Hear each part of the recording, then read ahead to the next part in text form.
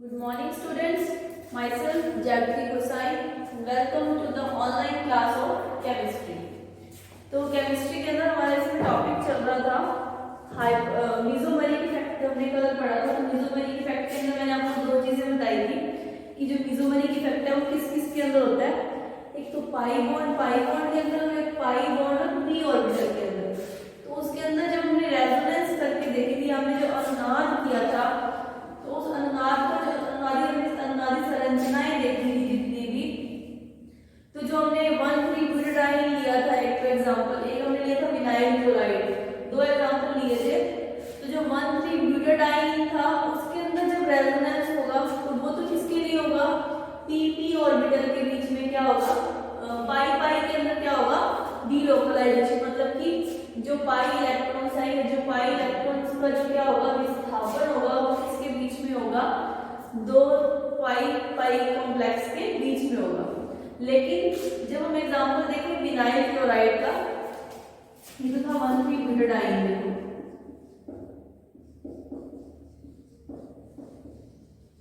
ये है 1,3-ब्यूटाडाइन और ये था CH2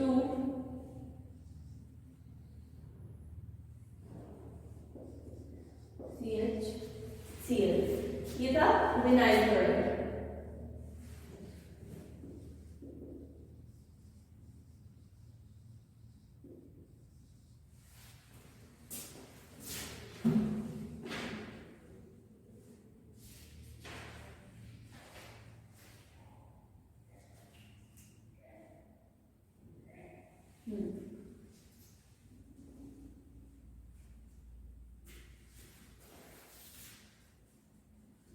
प्लस इसके ऊपर आएगा, यहाँ पे माइनस विनाइल क्लोराइड, ठीक है। तो देखिए क्या था, जो मीसोमेरिक इफेक्ट मैंने आपको दो तरह के एक्सप्लेन किए थे। मीसोमेरिक इफेक्ट्स कौन कौन से, एक तो किसके बीच में होएगा, पाई बॉन्ड के बीच में, मतलब कि ये वाले बॉन्ड और ये वाले बॉन्ड के जो क्या है, इलेक्ट्रॉन इधर से इधर जाएंगे तो इधर माइनस इधर पॉजिटिव चार्ज आ रहा था, फिर जब इधर से इधर आ रहा था तो इधर माइनस और इधर प्लस चार्ज आ रहा था। तो जो ये डीलोकलाइजेशन ऑफ इलेक्ट्रॉन्स या जो इलेक्ट्रॉन्स का विस्थापन हो रहा था, तो इस तरह के इफेक्ट को क्या बोला था हमने, प्लस एम इफेक्ट या फिर मीसोमेरिक इफेक्ट हमने इसको बोला था। कि मीसोमेरिक इफेक्ट किस तरह से क्या होता है, जो मीसोमेरिक इफेक्ट होता है वो दो तरह से हम देख सकते हैं, दो तरह के कंपाउंड्स में या दो तरह के जो ऐसे स्ट्रक्चर्स में देख सकते हैं कि एक तो क्या हो, दो पाई बॉन्ड के बीच में क्या हो रहा है, इलेक्ट्रॉन्स का डीलोकलाइजेशन या इलेक्ट्रॉन्स का विस्थापन हो रहा है, उसको हमने एम इफेक्ट या मीसोमेरिक इफेक्ट बोला था। मीसोमेरिक इफेक्ट जो होता है वो हमेशा प्लस में ही होता है, प्लस एम इफेक्ट उसको बोलते हैं। फिर जो नेक्स्ट हमने देखा था किस किस के बीच में जो मीसोमेरिक इफेक्ट होगा वो किसके बीच में होगा, पाई बॉन्ड और पी ऑर्बिटल के बीच में, ठीक है। तो पाई बॉन्ड किसका होगा, इसका जैसे वैसे इसको ऐसे लिखा जाएगा CH2 डबल बॉन्ड CHCl। तो एक तो ये पाई बॉन्ड हो गया और एक क्या हो गया, पी ऑर्बिटल हो गया। तो जब पाई बॉन्ड और पी ऑर्बिटल के बीच में जब इलेक्ट्रॉन्स का विस्थापन होगा, इलेक्ट्रॉन्स का जो डीलोकलाइजेशन है वो होगा, तो उस तरह के जो इफेक्ट को कहेंगे उसको भी कहेंगे तो एम इफेक्ट, ये मीसोमेरिक इफेक्ट है। लेकिन ये इसका क्या हो जाएगा, दूसरा मतलब टाइप हो जाएगा कि जो विस्थापन होएगा वो पी ऑर्बिटल और पाई बॉन्ड के बीच में हो रहा है। पहले वाले केस में या 1,3-ब्यूटाडाइन के केस के अंदर हम क्या कर रहे थे कि जो इलेक्ट्रॉन्स का विस्थापन या डीलोकलाइजेशन ऑफ इलेक्ट्रॉन्स हम किसके बेस में कर रहे थे, मतलब कि दो पाई बॉन्ड के बीच में आपस में क्या हो रहा था, विस्थापन हो रहा था, ठीक है। अब इसके बाद हमारा नेक्स्ट टॉपिक है, इसके आपको पता है अभी तक जो हमारी क्लास चल रही है ये वाली, इसके अंदर आपके 4 लेक्चर्स अभी तक हो चुके हैं। आज ये 5th लेक्चर है आपका। इस जो ये यूनिट चल रही है आपकी कौन सी, स्ट्रक्चर एंड बॉन्डिंग। तो स्ट्रक्चर एंड बॉन्डिंग का आज अपना 5th लेक्चर है। तो लास्ट के जो 4 लेक्चर्स हैं लाइन वाइज, जैसे आपको मतलब जो टॉपिक्स करवाए लाइन वाइज करवाए, उसके बाद जो आज 5th लेक्चर के अंदर जो हमारा फर्स्ट टॉपिक है वो क्या है, हाइपर कंजुगेशन या फिर इसको क्या बोलते हैं, अति संयुग्मन। नाम से ही पता लग रहा है कि अति संयुग्मन। तो ये क्या होता है, देखिए सबसे पहले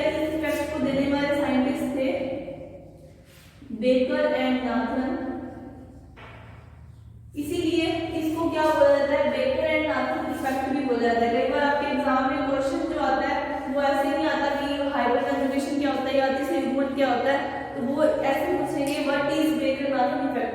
बेकर-नाथन इफेक्ट क्या है, तो ये आपको पता होना चाहिए कि जो हाइपर कंजुगेशन में अतिसंयुग्मन जो है वो किसने दिया था, बेकर एंड नाथन ने दिया था। तो देखिए जो ये बेकर एंड नाथन ने इफेक्ट दिया था हाइपर कंजुगेशन का, ये क्या है,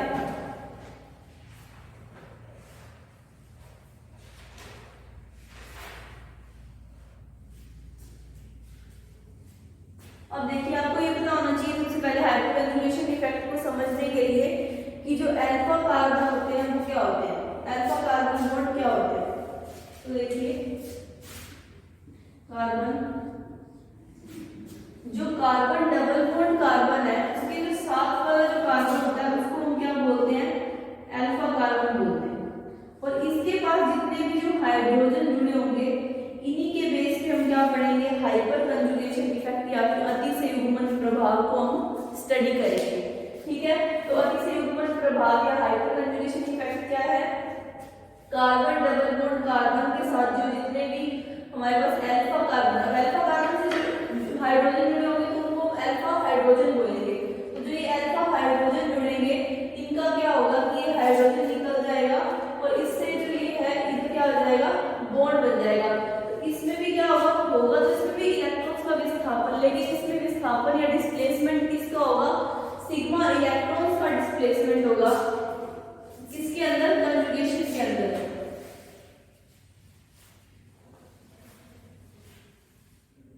अच्छा, तो अब क्या है, जो इलेक्ट्रॉन्स का विस्थापन है वो सिग्मा और पाई के बीच में या सिग्मा और पी ऑर्बिटल के बीच में होगा। तो जो ऐसा संयुग्मन है या जो ऐसा कंजुगेशन है इसको हम क्या बोलेंगे, हाइपर कंजुगेशन बोलेंगे। दोबारा सुन लो, क्या चीज है, हाइपर कंजुगेशन। हाइपर कंजुगेशन में क्या होगा, कार्बन डबल बॉन्ड कार्बन के साथ वाले कार्बन मतलब कि अल्फा कार्बन के ऊपर जो हाइड्रोजन होगा वो हाइड्रोजन बॉन्ड, हाइड्रोजन निकल जाएगा और उसमें से क्या होगा, जो उसके सिग्मा इलेक्ट्रॉन्स हैं वो क्या करेंगे, आके डबल बॉन्ड बना लेंगे। तो जो ऐसा जो प्रभाव होगा किसके बीच में, सिग्मा और पाई बॉन्ड के बीच में जो इलेक्ट्रॉन्स का आगे विस्थापन होगा या उनका डिस्प्लेसमेंट होगा या उनका डीलोकलाइजेशन जो होगा उसको हम क्या बोलेंगे, हाइपर कंजुगेशन इफेक्ट बोलेंगे। जैसे कि देखिए अब ये है तो इसका क्या हो जाएगा, कार्बन कार्बन, ये यहाँ पे क्या हो जाएगा, ये वाला हाइड्रोजन निकल जाएगा H+ की फॉर्म में। ठीक है, तो ये वाला जो सिग्मा बॉन्ड था ये बॉन्ड क्या हो जाएगा, यहाँ पे आके यहाँ डबल बॉन्ड बन गया और जो ये वाला है ये क्या हो जाएगा, इस पे इधर माइनस चार्ज हो जाएगा। तो जो ये इफेक्ट हो रहा है किसके बीच में, पाई बॉन्ड से, तो क्या हो रहा है उसके आगे इलेक्ट्रॉन विस्थापित हुए और सिग्मा बॉन्ड इधर से टूट के क्या कर रहा है, पाई बॉन्ड बना रहा है। मतलब सिग्मा और पाई इलेक्ट्रॉन्स का जो आपस में विस्थापन या फिर जो डिस्प्लेसमेंट या डीलोकलाइजेशन हो रहा है इलेक्ट्रॉन्स का, इसको क्या बोलेंगे हम, हाइपर कंजुगेशन इफेक्ट बोलेंगे।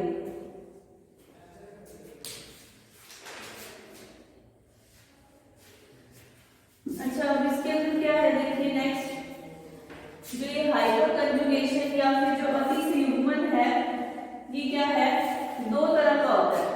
हाइपर कंजुगेशन या जो अतिसंयुग्मन है ये दो तरह का है, types of hyper conjugation.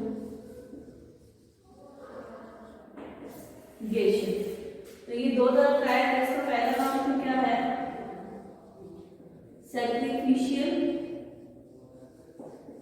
Hyper conjugation और सेकंड है आइसोवैलेंट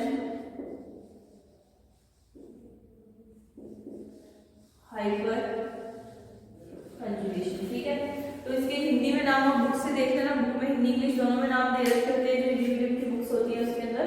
ठीक है, तो ये दो तरह का होता है अतिसंयुग्मन या हाइपर कंजुगेशन। क्या, एक होता है सैक्रिफिशियल हाइपर कंजुगेशन और दूसरा होता है आइसोवैलेंट हाइपर कंजुगेशन। तो पहला जो क्या है, सैक्रिफिशियल हाइपर कंजुगेशन जो है वो क्या होता है देखिए, तो इस हाइपर कंजुगेशन के अंदर चार्ज सेपरेशन होगा रेजोनेटिंग फॉर्म के अंदर। और मतलब कि क्या है, इसका मतलब ये है कि जो इसके अंदर जब हम कोई भी जैसे ऐसे कंपाउंड या हाइपर कंजुगेशन करने के लिए ये है कि उसके अंदर हमारे पास क्या होना चाहिए, अल्फा कार्बन और अल्फा हाइड्रोजन प्रेजेंट होना चाहिए। तो अल्फा कार्बन और अल्फा हाइड्रोजन प्रेजेंट होने के लिए जो कंडीशन है इसके अंदर सैक्रिफिशियल हाइपरकंजुगेशन के अंदर, तो इसके अंदर क्या होता है हमारे पास जो मेन कंपाउंड जो होता है उसके अंदर उसके ऊपर कोई भी चार्ज नहीं होता।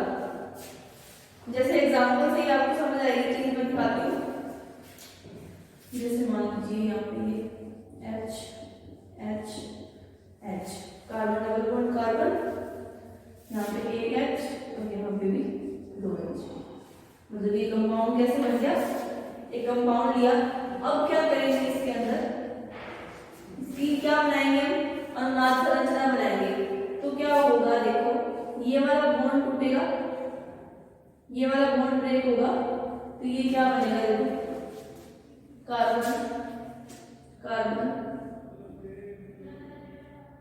ये यहाँ पे डबल बॉन्ड आ जाएगा, ठीक है, H H।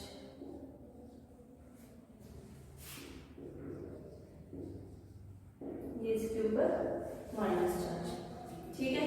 तो ये इसकी क्या बन गई, एक अनुनाद संरचना हमने एक तरह से बना दी। इस तरह से हम ये वाला हाइड्रोजन भी रिमूव कर सकते हैं और ये वाला हाइड्रोजन भी रिमूव कर सकते हैं। उसकी तीन संरचनाएं ऐसी हमारे पास आ सकती है। लेकिन जो मेन टॉपिक जो है हमारा ये सैक्रिफिशियल हाइपरकंजुगेशन है, उसका मतलब क्या है कि जो हमने एक्चुअल स्ट्रक्चर ली है उस एक्चुअल स्ट्रक्चर के अंदर कोई भी कहीं से भी क्या है उसके ऊपर कोई चार्ज नहीं होगा, मतलब उसके ऊपर कोई भी किसी तरह का उसके ऊपर चार्ज नहीं होगा। लेकिन जब हम इससे क्या करेंगे, इसकी अनुनादित संरचना या रेजोनेटिंग स्ट्रक्चर जब इसकी हम बनाएंगे तो उसके अंदर क्या होगा, वहां पे चार्ज हमारे पास प्रेजेंट होगा। और आइसोवैलेंट क्या है, इसका उल्टा, इसमें क्या होगा, हमारे पास इधर भी चार्ज होगा और जब हम उसकी कोई संरचना बनाएंगे माध्यम तो इधर भी चार्ज होगा। इसका एग्जांपल देखिए,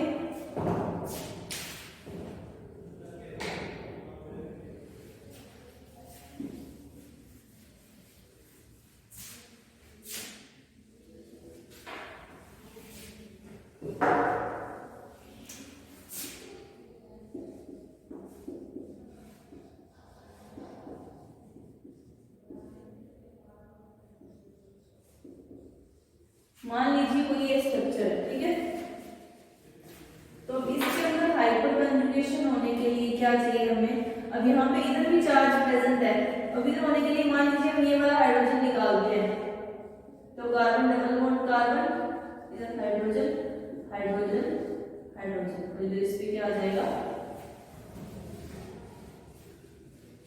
इस पे सॉरी इधर ये हाइड्रोजन आ जाएगा, ये वाला हाइड्रोजन इधर है, ठीक है।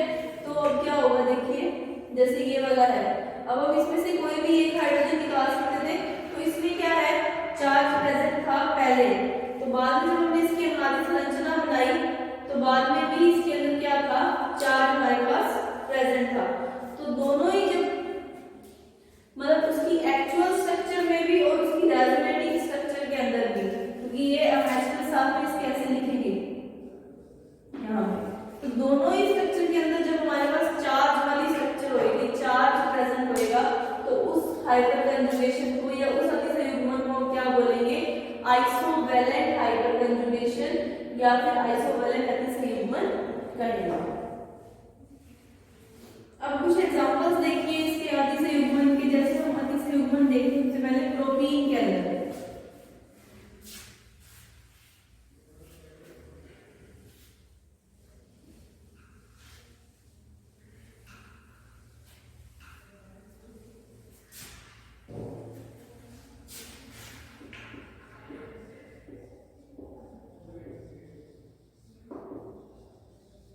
हाइपरकंजुगेशन इन प्रोटीन। अब प्रोटीन के लिए देखो सबसे पहले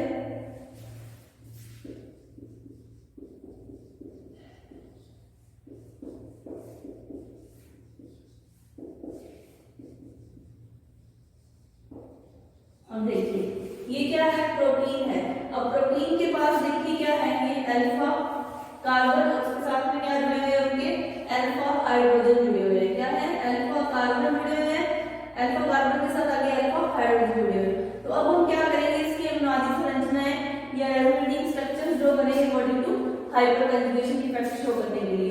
तो इसमें क्या होगा देखो, सबसे पहले अगर हम ये वाला H है, ये वाले H को हम निकालें तो यहाँ पे क्या होगा देखो H, लेकिन इस H को हमें यहाँ लिखना होगा। फिर क्या होगा, ये वाला जो बॉन्ड है वो इधर आएगा, डबल बॉन्ड CH2 और इधर क्या आ जाएगा ये माइनस, क्योंकि ये वाला डबल बॉन्ड ब्रेक होकर किस पे आएगा, इस पे माइनस चार्ज आ जाएगा। तो ये होगी इसकी फर्स्ट स्ट्रक्चर, ठीक है। अब नेक्स्ट स्ट्रक्चर देखिए, अब हम क्या करेंगे, इस वाले हाइड्रोजन को रिमूव करेंगे। तो यहाँ पे क्या आ गया H plus H double bond CH2 minus, ये इसकी क्या होगी सेकंड स्ट्रक्चर होगी। हमने क्या किया, हमारे पास हमने प्रोटीन लिया, और प्रोटीन के पास हमारे पास क्या थे, प्रोटीन के अंदर 3 अल्फा हाइड्रोजन थे। अल्फा हाइड्रोजन मैंने आपको बताया था किससे जुड़े होंगे, अल्फा कार्बन जुड़े होंगे। और अल्फा कार्बन क्या होता है, डबल बॉन्ड के साथ वाले कार्बन के साथ जो कार्बन होता है, डबल बॉन्ड के साथ वाला जो कार्बन है उसको हम क्या बोलेंगे, अल्फा कार्बन बोलेंगे। और उससे जुड़े जो हाइड्रोजन होंगे उनको क्या बोलेंगे, अल्फा हाइड्रोजन बोलेंगे। तो जो अल्फा हाइड्रोजन हमें रिमूव करने हैं, या अल्फा हाइड्रोजन जो हम एक एक करके रिमूव करेंगे, तो इसमें क्या हो रहा है, सिग्मा इलेक्ट्रॉन्स का विस्थापन हो रहा है, और किसका हो रहा है, पाई इलेक्ट्रॉन्स का विस्थापन हो रहा है। कैसे हो रहा है देखो, इधर से ये तो सिग्मा बॉन्ड था हाइड्रोजन के साथ, अब इस बॉन्ड को जब हम तोड़ के इधर लगा रहे हैं तो इससे क्या हो रहा है, सिग्मा से इधर डबल बॉन्ड बन के पाई बॉन्ड में चेंज हो रहा है। और ये वाला पाई बॉन्ड था, ये अपने इलेक्ट्रॉन्स को दे रहा है CH2 के ऊपर, अति से उसमें वो इसके रूप में आ रहा है, लोन पेयर के फॉर्म के अंदर आ रहा है। फिर नेक्स्ट देखो, अब हम क्या करें, ये वाले हाइड्रोजन को रिमूव करें, तो H डबल बॉन्ड CH और CH2 माइनस। तो इसकी क्या होगी, हाइपर कंजुगेशन के अकॉर्डिंग इसकी 3 रेजोनेटिंग संरचनाएं हमारे पास आ गई, ठीक है। अब नेक्स्ट एग्जांपल है इसका, हाइपर कंजुगेशन इन टोल्यूइन। टोल्यूइन क्या होता है, बेंजीन रिंग के ऊपर जब CH3 जुड़ा होता है तो उसको क्या बोलते हैं, टोल्यूइन बोलते हैं।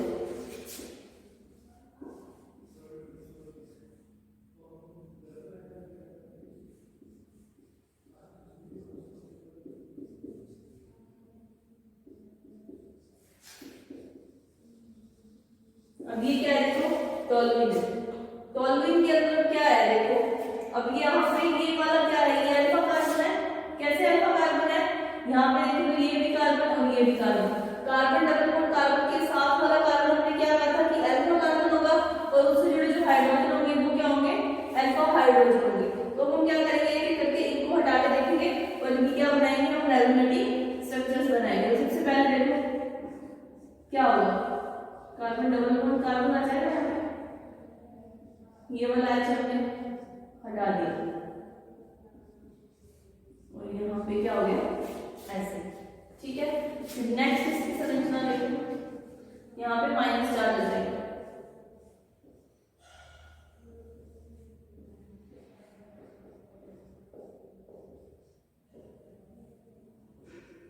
अब हमने क्या कर दिया, इधर वाले हाइड्रोजन को रिमूव किया, तो हमारे पास एक और इसकी स्ट्रक्चर आ गई, रेजोनेटिंग स्ट्रक्चर।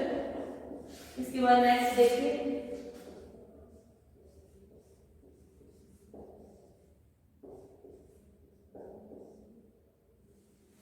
एक बार हमने ये वाला हाइड्रोजन रिमूव किया, फिर एक बार ये वाला किया, अब कौन सा करेंगे, इधर वाला हाइड्रोजन।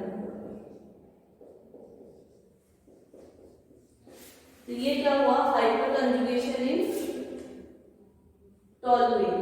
टोल्यूइन के अंदर हमने देखा कि हम कैसे हाइपर कंजुगेशन या फिर जो ये इफेक्ट है इसको कैसे दिखा सकते हैं। क्या करना है हमें, जो अल्फा हाइड्रोजन है उनका क्या हो रहा है, विस्थापन करके दिखा रहे हैं, जिसकी हेल्प से हमारी संरचनाओं की हमारे हेल्प से हम क्या कर रहे हैं, टोल्यूइन की अलग अलग रेजोनेटिंग स्ट्रक्चर्स को ड्रॉ कर रहे हैं। कैसे, जो ये अल्फा हाइड्रोजन है वो रिमूव होके क्या करेगा, इधर से डबल बॉन्ड बना लेगा, और जो डबल बॉन्ड है वो क्या हो जाएगा, वो टूट के माइनस चार्ज की फॉर्म में हमारे पास आ जाएगा, ठीक है। अब हाइपर कंजुगेशन ये टॉपिक है, इसके हमें आगे क्या पढ़ने हैं, इसके अनुप्रयोग या फिर इसकी एप्लीकेशंस क्या क्या है हाइपर कंजुगेशन। तो नेक्स्ट टॉपिक है हमारा एप्लीकेशंस अनुप्रयोग किसके, अति संयुग्मन के अनुप्रयोग।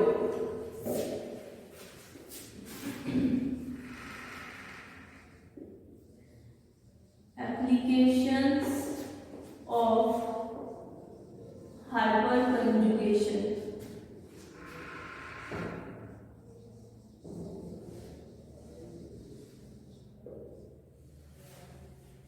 हाइपर कंजुगेशन के एप्लीकेशन। इसमें फर्स्ट जो हमारा टॉपिक है, मतलब जो फर्स्ट इसका एप्लीकेशन है वो क्या है, स्टेबिलिटी ऑफ एल्कीन्स। मतलब क्या होता है कि जब आपको ये चीज पता है कि जिसकी भी जितनी ज्यादा अनुनादी संरचनाएं होती हैं वो उतना ही ज्यादा जो कोई भी ऐसा मॉलिक्यूल है वो क्या होता है, उतना ही ज्यादा स्टेबल होता है या फिर स्थायी होता है। तो जो एल्कीन्स है उनका जो स्थायित्व आता है और उनके अंदर जो स्थायित्व आती है वो किसके कारण आती है, हाइपर कंजुगेशन इफेक्ट के कारण ही आती है। तो देखिए एग्जांपल इसका, जो हाइपर कंजुगेशन है वो क्या बताती है हमें, स्टेबिलिटी बताती है किसकी, अल्कीन्स की। तो जिसमें जितने ज्यादा हमारे पास अल्फा हाइड्रोजन होंगे उतनी ज्यादा हमारे पास क्या होगी, कंजुगेशन ज्यादा होगी। जितने ज्यादा हमारे पास अल्फा हाइड्रोजन एटम जितने ज्यादा होंगे हमारे पास उतनी ज्यादा हमारे पास क्या होगी, कंजुगेशन या हाइपर कंजुगेशन अति संयुग्मन उतना ही ज्यादा होगा, उसका उसकी स्टेबिलिटी उतनी ही ज्यादा बढ़ेगी।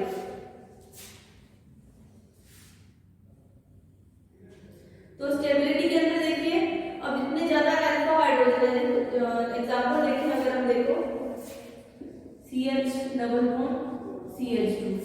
अब इसके अंदर क्या है, हमारे पास एक भी अल्फा हाइड्रोजन नहीं है, 0 अल्फा हाइड्रोजन है। तो इसके अंदर क्या होगा, क्योंकि ना तो स्थायी होगा और ना ही क्योंकि इसके अंदर कोई भी तरह का हाइपर कंजुगेशन या अति संयुग्मन नहीं हो रहा। लेकिन अब हम ये ले लें CH3 CH double bond CH2। अब इसके अंदर कितने हैं, ये जो 3 है, 3 अल्फा हाइड्रोजन एटम इसके पास है। तो अब इसके पास क्या होगा, इसके अंदर क्या होगा, अति संयुग्मन या हाइपर कंजुगेशन हो जाएगा, जिस कारण जो ये है इससे क्या होगा, ज्यादा स्टेबल होगा ये वाला एल्कीन। अब इसके बाद अगर हम ले लें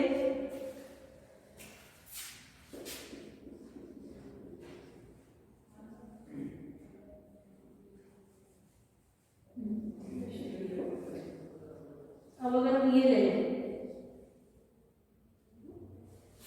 अगर हम ये ले लें कंपाउंड, तो अब ये क्या है, कार्बन कार्बन के साथ वाले कार्बन। यहाँ पे हमारे पास कितने अल्फा हाइड्रोजन आ जाएंगे, 6 अल्फा हाइड्रोजन एटम आ जाएंगे। तो ये क्या होगा, इससे भी ज्यादा स्टेबल होगा। ऐसे ही अगर हम यहाँ पे तीनों तरफ ले लें,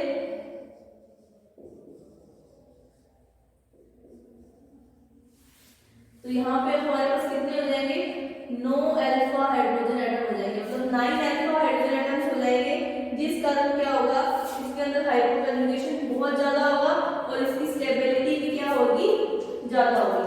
तो एल्कीन्स की स्टेबिलिटी बताने के लिए हाइपर कंजुगेशन का इफेक्ट को हमने देखा क्या होगा, कि अगर हमारे पास कोई भी अल्फा हाइड्रोजन एटम नहीं है तो वो ऐसा जो मॉलिक्यूल या जैसा कंपाउंड होगा वो क्या होगा, अनस्टेबल होगा या अस्थायी होगा। जैसे जैसे उसके पास अल्फा हाइड्रोजन बढ़ते जाएंगे वैसे वैसे उनकी जो स्थायित्व या एल्कीन्स की जो स्टेबिलिटी है वो क्या होती जाएगी, बढ़ती जाएगी। किस कारण, क्योंकि उसके अंदर अल्फा हाइड्रोजन एटम बढ़ रहे हैं। जब अल्फा हाइड्रोजन एटम बढ़ेंगे जितने ज्यादा उतना ही ज्यादा उसके अंदर क्या होगा, अति संयुग्मन या फिर हाइपर कंजुगेशन होगा, जिस कारण पर जो स्थायित्व है वो क्या होगा, बढ़ता जाएगा। नेक्स्ट है जिसके अंदर एक तो एल्कीन्स की स्टेबिलिटी को हमने देखा। नेक्स्ट है stability of free radicals. Second इसका जो एप्लीकेशन है वो क्या है, stability of free radicals.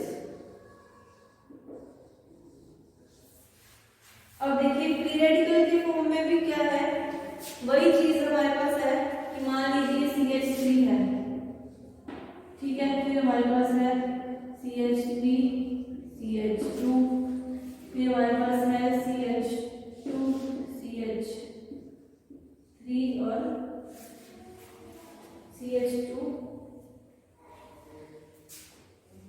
CH और CH3 और फिर हमारे पास है यहाँ पे CH3 CH3 और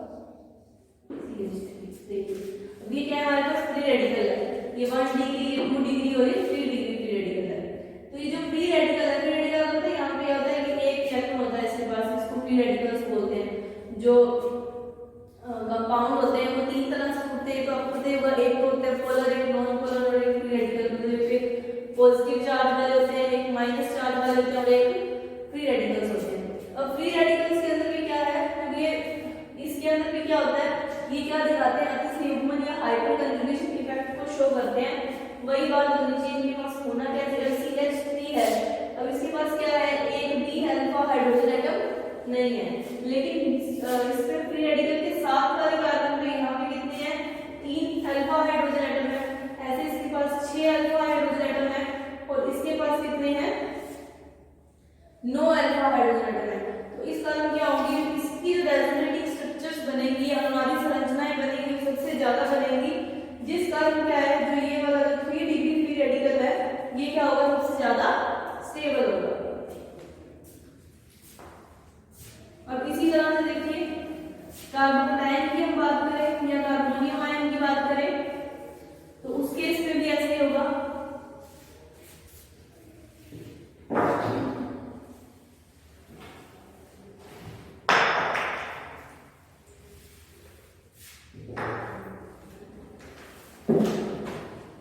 देखिए थर्ड है stability of carbonium ion. Carbonium ion की जो स्टेबिलिटी है उसको हम कैसे देखेंगे, तो अब कार्बोनियम आयन आपको पता है कौन से होते हैं, जो पॉजिटिवली चार्ज होते हैं, तो उसके अंदर भी देखिए यहाँ पे प्लस CH3 CH3 CH3 फिर वही CH3 CH3 यहाँ पे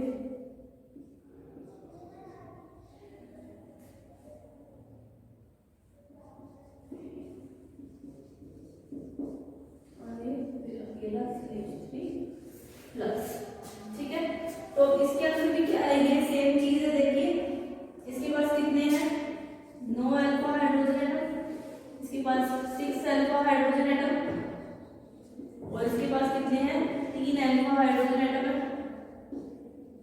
और इसके पास 0 अल्फा हाइड्रोजन एटम।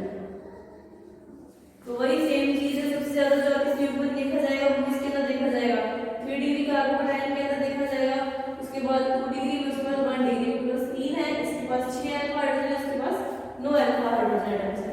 इस कारण इसमें अतिसंयुग्मन ज्यादा होगा तो उसकी जो हमारी संरचनाएं हैं वो ज्यादा बनेगी, जिस कारण उसकी जो क्या होगी, स्टेबिलिटी होगी वो क्या होगी, 3 डिग्री की ज्यादा होगी।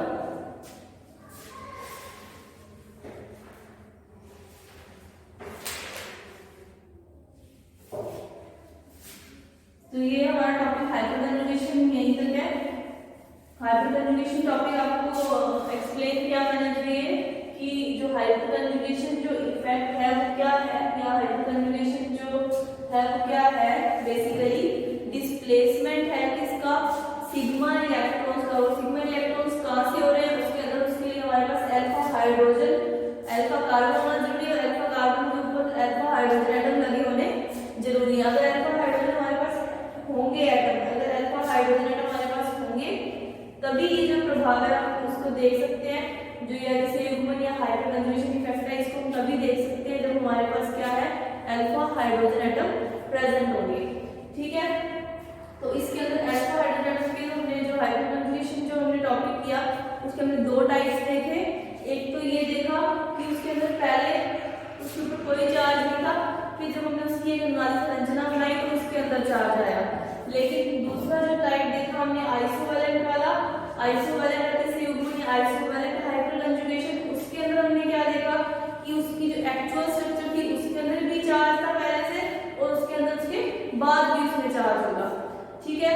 उसके बाद हमने क्या देखा, उसके अनुप्रयोग या फिर उसकी एप्लीकेशन देखी, किसकी, हाइपर कंजुगेशन की एप्लीकेशन। उसके अंदर हमने स्टेबिलिटी पढ़ी किसकी, कि जो स्थायित्व होता है वो किसके कारण होता है, जितना ज्यादा हाइपर कंजुगेशन होगा किसी के भी अंदर उसकी स्थायित्वता या उसकी स्टेबिलिटी है वो उतनी ज्यादा होगी।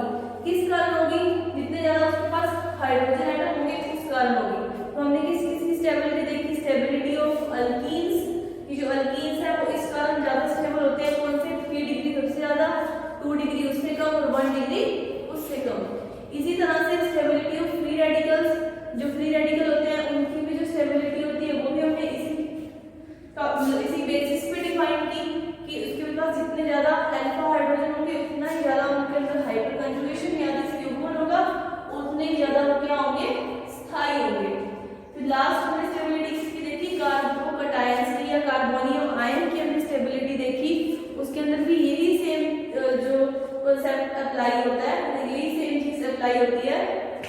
जितने ज्यादा अल्फा हाइड्रोजन एटम होंगे हमारे पास, उतना ही ज्यादा उसमें हाइपर कंजुगेशन इफेक्ट होगा या अति संयुग्मन होगा, और उसी कारण उसके अंदर उतनी ज्यादा क्या होंगे, स्टेबल होंगे।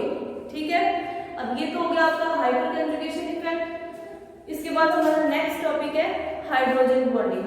तो हाइड्रोजन बॉन्डिंग जो टॉपिक है हमारा, उसको कल एक्सप्लेन करूंगी मैं। तो आज के लिए इतना ही, थैंक यू।